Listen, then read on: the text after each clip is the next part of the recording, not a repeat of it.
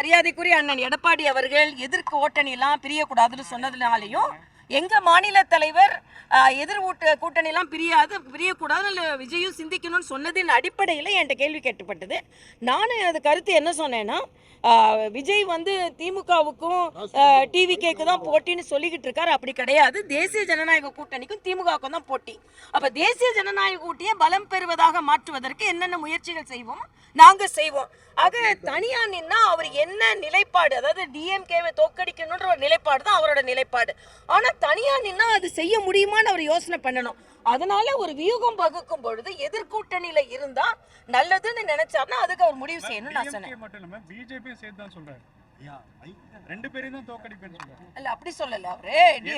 இப்ப இது மாநில இல்ல, இது மாநில, நாங்க என்ன இப்ப எத்தனை ஆட்சியிலையா இருக்கோம்?